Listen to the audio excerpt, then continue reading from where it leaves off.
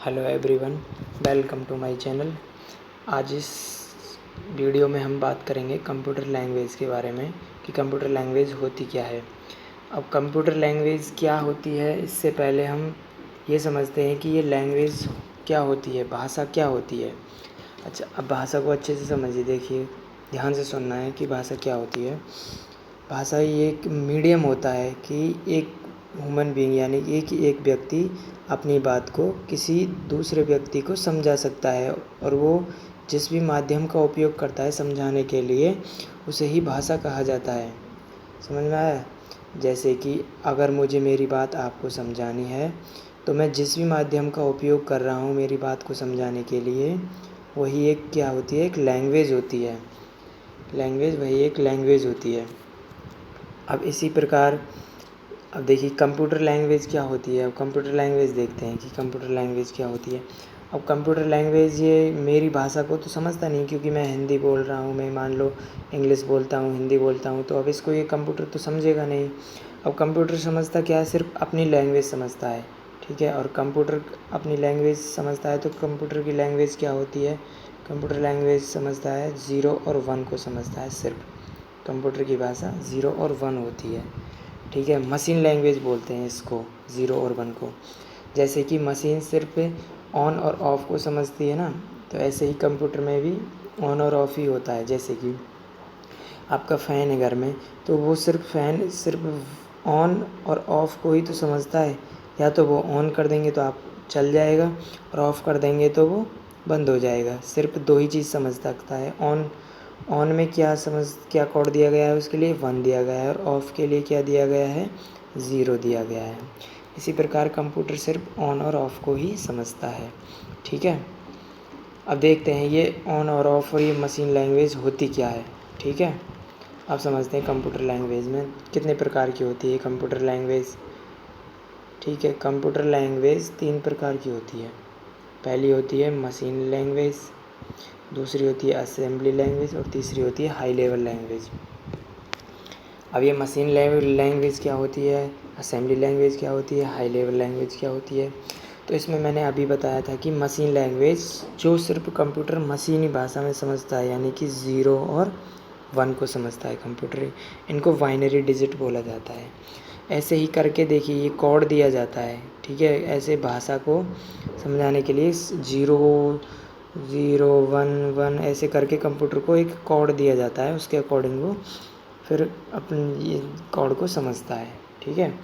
ये तो हो गए 0 1 बाइनरी, ठीक है। दूसरा फिर ये लैंग्वेज बहुत पुरानी है, सबसे पुरानी लैंग्वेज यही है मशीन लैंग्वेज, और इसमें ये बहुत टफ भी होती है, कि बहुत हार्ड होती है, कि यानी कि आसानी से इसको बनाया नहीं जा सकता है, ठीक है। बहुत टफ होती है, तो इसे सिंपलेस्ट बनाने के लिए असेंबली लैंग्वेज का यूज़ किया गया, असेंबली लैंग्वेज को लाया गया, ठीक है। इसमें क्या किया जाता था कि इसको collection of mnemonic is called assembly language. इसका मतलब क्या है, कलेक्शन ऑफ नेमोनिक्स का।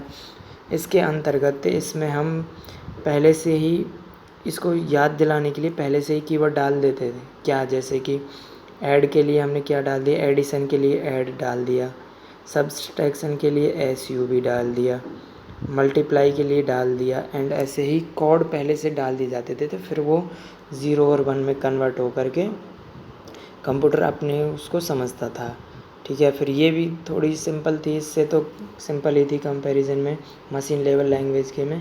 लेकिन फिर और एक और नई भाषा को जनरेट किया गया, और उसको बोला गया हाई लेवल लैंग्वेज। तो ये हाई लेवल लैंग्वेज क्या होती है, इसको समझते हैं।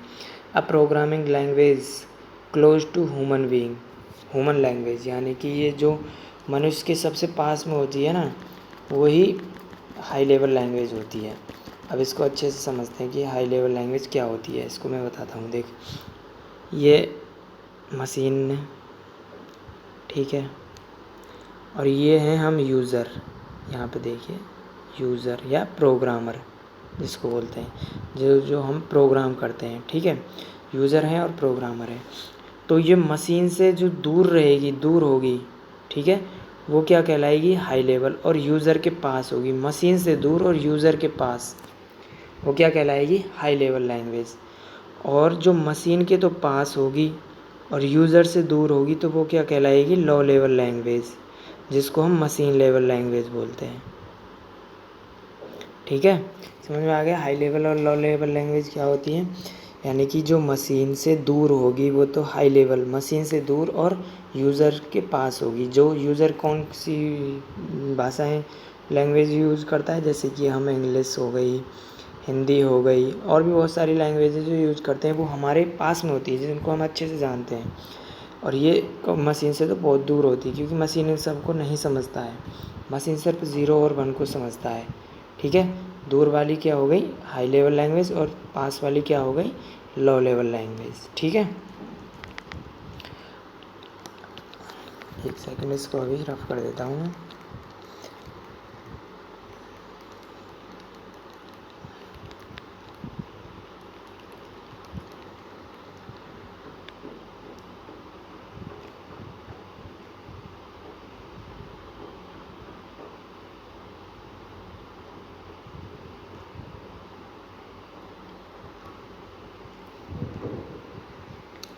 ठीक है, अब ये देखिए, अब क्या है कि अब हाई लेवल लैंग्वेज हो गई। अब हाई लेवल लैंग्वेज में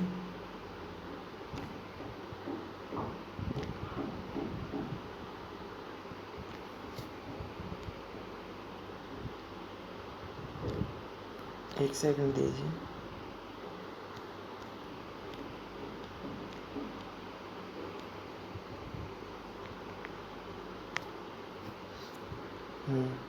अब यहाँ पे देखते हैं, हाई लेवल लैंग्वेज हो गई। अब ये लेवल लैंग्वेज क्या है, इसको समझते हैं। अब programming language close to human language हो गई। अब ये इसमें इस तरह से दिया जाता है, और इसको मनुष्य आसानी से, ह्यूमन बींग आसानी से प्रोग्रामर बना सकता है इसको। ठीक है, सिंपल है ये इसको बनाना मनुष्य के लिए, ह्यूमन प्रोग्रामर के लिए। ठीक है, ये हाई लेवल लैंग्वेज हो गई। अब इसको देखिए क्या क्या बोलते हैं, देखिए मशीन लैंग्वेज को लो लेवल लैंग्वेज बोलते हैं, असेंबली लैंग्वेज को मिडिल लेवल लैंग्वेज बोलते हैं, और हाई लेवल लैंग्वेज को 3GL यानी कि थर्ड जनरेशन लैंग्वेज बोला जाता है। अब देखिए, यानी कि ये हाई लेवल लैंग्वेज है, इसको लो लेवल लैंग्वेज में और मशीन लेवल लैंग्वेज को असेंबली लैंग्वेज में कन्वर्ट करने के लिए कुछ डिवाइस का उपयोग किया जाता है या सॉफ्टवेयर का उपयोग किया जाता है, जिन्हें हम लैंग्वेज ट्रांसलेटर बोलते हैं, जिनको हम लैंग्वेज ट्रांसलेटर बोलते हैं। अब ये ट्रांसलेटर करते क्या है कि मशीन लेवल लैंग्वेज को हाई लेवल में, मशीन लेवल लैंग्वेज को लो लेवल लैंग्वेज में या फिर असेंबली लैंग्वेज में कन्वर्ट करते हैं। अब देखिए कौन कौन से इसका यूज़ किया जाता है। अब यहाँ देखिए, लो लेवल लैंग्वेज को यानी कि बाइनरी डिजिट को हम किस में चेंज कर रहे हैं, असेंबली लैंग्वेज में चेंज कर रहे हैं, तो किसका यूज़ किया जाएगा, असेंबलर का यूज़ किया जाएगा। ठीक है, और असेंबली लैंग्वेज को अगर मशीन लेवल लैंग्वेज में चेंज करेंगे तो भी असेंबलर का ही यूज़ किया जाता है। ठीक है, और अगर हाई लेवल लैंग्वेज को लो लेवल लैंग्वेज में चेंज करना है तो कंपाइलर और इंटरप्रेटर का यूज़ किया जाता है। ये ट्रांसलेटर होते हैं, लैंग्वेज ट्रांसलेटर, कंपाइलर और इंटरप्रेटर। ठीक है, या फिर लो लेवल लैंग्वेज को हाई लेवल लैंग्वेज में चेंज करने के लिए भी किसका यूज़ किया जाता है, कंपाइलर और इंटरप्रेटर का यूज़ किया जाता है। अब ये देखते हैं कंपाइलर और इंटरप्रेटर होता क्या है, कैसे यूज़ करते हैं इनको, क्या क्या काम करते हैं ये। ठीक है, देखिए पहला है कंपाइलर और दूसरा है इंटरप्रेटर।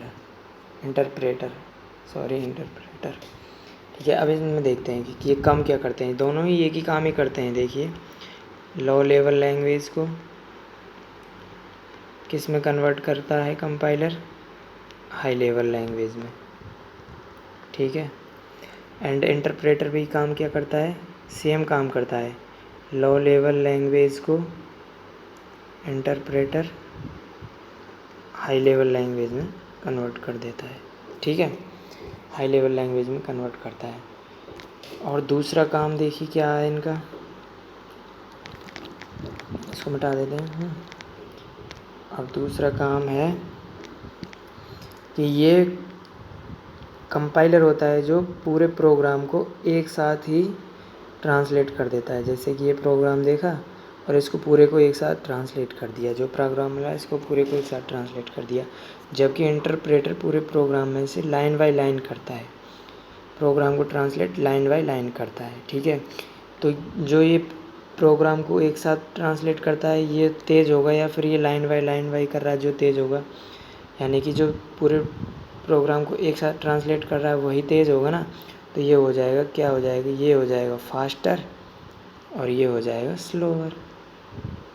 बस यही इनके अंतर्गत डिफरेंस होते हैं, कंपाइलर और इंटरप्रेटर के अंतर्गत। बाकी दोनों का काम क्या है?